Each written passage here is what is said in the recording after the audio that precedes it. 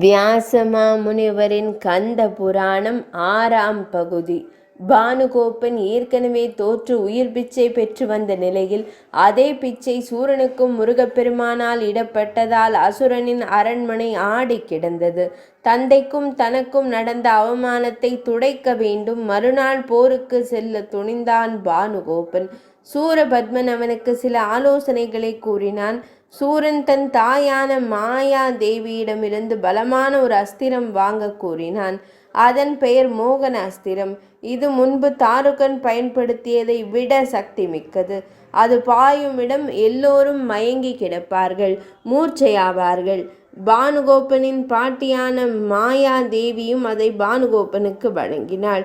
முந்தையதை விட இம்முறை பலமாகவும் மோகன அஸ்திரம் உள்ளிட்டவற்றுடன் களம் புகுந்தான் பானுகோபன். வீரபாகுவினை கட்டி தூக்கி வருவதே அவன் ஒரே நோக்கமாயிருந்தது. வீரபாகு பானுகோபன் யுத்தம் கந்த புராணத்தில் பிரசித்தியான ஒன்று. கடும் போரில் இருவரும் சளைக்காமல் பலமான அஸ்திரங்களை எரிந்து போரிட்டனர். இரு பக்கமும் யுத்தம் வலுத்தது. இருபுறமும் வலுத்த யுத்தம். அப்படி ஒரு எதிர்ப்பை பானுகோபனும் கண்டதில்லை, வீரபாகுவும் கண்டதில்லை. யாருக்கும் வெற்றி இல்லை எனும் நிலையில் பானுகோபன் பிரம்மாஸ்திரத்தை விட வலிமையான பாசுபத அஸ்திரத்தை எய்தான். அது மகா கடுமையானது என்பதால், பெரும் அழிவினை கொடுக்க கூடியது என்பதால் பதிலுக்கு அதே அஸ்திரத்தை வீரபாகுவும் எறிந்தார். பெரும் நெருப்பு எழுந்தது. கடலே வற்றி விடுவது போல் நிலைமை இருந்ததால் சமுத்திரராஜன் கலங்கினான். கடலரசன் பயம் கொண்டான். இரு அஸ்திரங்களும் சமபலம் வாய்ந்தவை என்பதால் அவை எய்தவர்களிடமே திரும்பி வந்தன. பிரம்மாஸ்திரத்திற்கு பதில் அஸ்திரம் வீரபாகுவிடம் இருப்பதால் யுத்த வியூகத்தை மாற்றினான் பானுகோபன். தன் ஜெகஜால வித்தையினை காட்டினான் பானுகோபன். ஒரு கட்டத்தில் வீரபாகுவினை நன்றாக குழப்பிவிட்டு பின் சட்டென அந்த வல்லமை மிக்க மோகன அஸ்திரத்தை எடுத்து வீசினான் பானுகோபன். மோகன அஸ்திரத்திடம் இருந்து தப்ப வழி தெரியா வீரபாகு அதனிடம் சிக்கி மூர்ச்சையடைந்தார். அவரோடு வீரபாகுவின் இதர படைகளும் மூர்ச்சையாகின. வீரபாகுவினை அப்படியே கட்டி பானுகோபன் கடலில் வீசினான். வீரபாகு கடலிற்குள் விழுந்த போது முருகப்பெருமான் தன் வேலை வீசினார். கடல் மட்டம் குறைந்து வீரபாகுவும் அஸ்திரத்தின் கட்டிலிருந்து வெளிவந்தார். போர் இன்னும் உக்கிரமானது. தன் சக்தியெல்லாம் திரட்டி பானுகோபனை கொன்று போட்டார் வீரபாகு. தேவர்களும் வானவர்களும் பூமாரி பொழிய விஷயம் அசுரனுக்கு தெரிய அவனின் இன்னொரு மகனான அந்த இரணியன் எழுந்தான். இரணியன் ஓரளவு நல்லவன். சூரபத்மனிடம் எவ்வளவோ கூறி பார்த்தான். ஆனால் சூரன் திருந்தவில்லை. யுத்தம் என வந்த இரணியன் மீன் வடிவெடுத்து கடலில் ஒளிந்து கொண்டான். கடுமாத்திரமடைந்த சூரன் தன் மகன் அக்னிமுகனை அனுப்பினான். இவனே சூரனின் கடைசி மகனாக எஞ்சியிருந்தான். அக்னிமுகனிடம் ஒரு அபார பக்தி இருந்தது. அது பத்ரகாளியின் பக்தி. எங்கே அவன் யுத்தம் செய்தாலும் அங்கு தான் வந்து காப்பதாக அந்த காளி அன்னை உறுதி அளித்திருந்தாள். அன்னையின் வாக்குறுதியை பெற்று அவன் செல்லும் இடமெல்லாம் அந்த காளி அன்னையும் கூட வந்து உதவி புரியும். அப்படி அந்த காளி முருகனை கண்டதும் ஒதுங்கி கொண்டது. வீரபத்ரரின் ஒரே அடியில் அக்னிமுகன் சின்னாபின்னமானான். இதை அடுத்து தான் களம் புகுந்தான் அந்த சூரபத்மனின் கடைசி பலமான அந்த சிங்கமுகன். 1000 சிங்க தலைகளை உடையவன். அவன் மார்பின் அகலம் பல மைல் நீளம் கொண்டது. சிவபெருமானிடம் ஆசி வாங்க செய்த யாகத்தில் தன் தலையினை வெட்டி போட்டதால் அவனுக்கு வெட்ட வெட்ட தலை முளைக்கும் வரம் கொடுக்கப்பட்டது. ஆனால் சிவனார் முன்னால் மட்டும் அது செல்லாது. அந்த போர் கடுமையாக நடந்தது. இது குறித்து நாம் காஷ்யபர் எழுதிய கந்த புராணத்தில் கண்டிருக்கிறோம். பெரும் போரின் முடிவில் முருகப்பெருமான் சிவனின் அம்சம் என்பதால் அவர் முன் சிங்கமுகன் தலை முளைக்காது என்பதால் அவர் தலையினை முருகப்பெருமானின் வேல் கொய்துவிட அவன் மடிந்தான். சிங்கமுகன் சாய்ந்ததும் தனிமரமாக நின்ற சூரபத்மன் களம் புகுந்தான். அவனும் முருகப்பெருமானும் செய்த யுத்தம் 4 தினங்கள் நீடித்தது.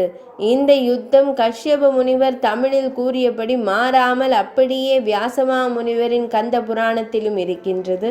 அதன் பின் கந்த புராணம் தொடர்கின்றது. இத்தோடு சூரன் சேவலாகவும் மயிலாகவும் மாறி முருகப்பெருமானின் சேவகனாகின்றார். முருகப்பெருமான் அவனால் சிறைப்பிடிக்கப்பட்ட தேவர்களை மீட்டுச் செல்கின்றார். பின் தேவலோகம் முதல் எல்லாமும் அசுரனின் ஆட்சி நீங்கி அவரவருக்கு கிடைக்கின்றது.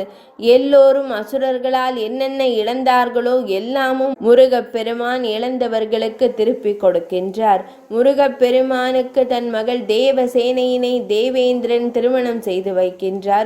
தேவர்கள் பூமாரி பொழிய எல்லா தேவரும் ரிஷி முனிவர்களும் பங்கேற்க திருமணம் இனிதே நடைபெறுகின்றது. முருகப்பெருமான் வானலோக தேவர்களின் காவல் தெய்வமாக அப்பொழுது ஒளி வீச தொடங்குகின்றார். முருகப்பெருமானின் அவதாரத்திற்கு பின் அசுரர்களின் அட்டகாசம் தலை தூக்கவில்லை என்கிறது கந்த புராணம். இப்படி வானலோகத்தவருக்கு அடைக்கலமாக காவலாக நிற்கும் முருகப்பெருமான் மானுடருக்கும் இறங்கி வந்த கருணையினை சில வரிகளில் வள்ளியின் வரலாறாக கூறுகிறது கந்த புராணம். அதன்படி பகவான் ஸ்ரீ மகாவிஷ்ணுவின் விழிகளில் இருந்து உதித்த பெண்களில் ஒருத்தி தேவசேனையாக பிறந்ததையும் இன்னொருத்தி பூமியில் வள்ளியாக பிறந்ததையும் முன்பே கந்த புராணம் எடுத்துரைத்தது. அப்படி பூலோகத்தில் அவள் வள்ளியாக பிறந்திருந்தாள். அவள் சாதாரண பிறப்பு அல்ல. சிவதார முனிவரின் கடும் தவம் முடிந்து அவர் விழித்திருந்த போது எதிர்பட்ட மானின் வயிற்றில் அந்த தவத்தின் பலனாய் கருவாகி பிறந்தவள். அவளை மான் ஈன்றது. வேட்டைக்கு சென்ற நம்பிராஜன் அவளை எடுத்து வளர்த்தார். அவளின் முற்பிறவியின் ரகசியம் அறிந்த நாரத மாமுனிவர் அவளை குறித்து முருகப்பெருமானிடம் கூற அவரும் அவளை தன்னோடு இணைத்து கொள்ள பெரும் நாடகம் நடத்துகின்றார். வள்ளி திணை வயலில் காவல் இருந்த போது வேட்டுவனாக வந்து தொல்லை கொடுப்பதும் பின் வேங்கை மரமாக நிற்பதும் வாடிக்கையாகின்றது. வள்ளி அவரை அடையாளம் தெரியாமல் விரட்டுவதும் வேடன் வடிவில் முருகப்பெருமான் விளையாடுவதும் அடிக்கடி நடக்கின்றது. பின் ஒரு வயதான முதியவர் கிழவர் வடிவத்தில் வேடத்தில் முருகப்பெருமான் வர தனித்திருக்கும் வள்ளியினை கணபதி யானை உருவில் வந்து விரட்ட அவள் எந்த கிழவரை நகையாடினாளோ அவரிடமே அடைக்கலமாக முருகப்பெருமான் தான் யார் என்பதை காட்டுகின்றார். பின் அவளை மானிட முறைப்படி திருமணம் செய்து தன்னோடு அழைத்துச் செல்கிறார். இது விண்ணுக்கும் மண்ணுக்கும் இணைப்பாக நின்ற முதல் தெய்வம் முருகப்பெருமான் என்பதை கூறுகின்றது. கந்த புராணம் எனும் மாபெரும் கடல் சுருக்கமாக கூறுவது இதுதான். இது போக அதன் 6 பாகங்களிலும் பல்லாயிரக்கணக்கான விஷயங்கள் உள்ளன. திருவிளையாடல், தேவி மகாத்மியம், காசி புராணம், விருத்திகாசுரன் கதை, மகிஷாசுர சங்கம கதை, திருவண்ணாமலை தலபுராணம், இன்னும் விஷ்ணு அவதாரத்தின் தொடர்ச்சியாக சில தகவல்கள், அதாவது புரி ஜெகநாதர் ஆலயம் என நிறைய கூறுகின்றது. அயோத்தியின் பெருமைகளை வியாசமா முனிவர் தருமனுக்கு கூறுவதாக அது சான்றுற விளங்குகிறது. ராமேஸ்வரத்தின் பெருமை மிக ஆழமாக சொல்லப்பட்டிருக்கின்றது. மகாபாரத கதைகள் சில கூறப்படுகின்றன. கோகர்ணத்தின் சிறப்புகள் கூறப்பட்டுள்ளன. இன்னும் ஏகப்பட்ட விஷயங்கள் அழகுற ஆழமாக விளக்கப்படுகின்றன. சஷ்டி காலத்தில் முருகப்பெருமானின் அவதார நோக்கம், அவரின் அவதாரம், அவர் அசுரர்களை ஒழித்தது என மிகச்சிறிய பாகத்தை மட்டுமே, அதாவது ஒரு துளியினை மட்டுமே படித்து பருகி இருக்கிறோம். சஷ்டி திதிக்கு உண்டான கந்த புராண வரலாறு இனிதே நிறைவடைந்தது.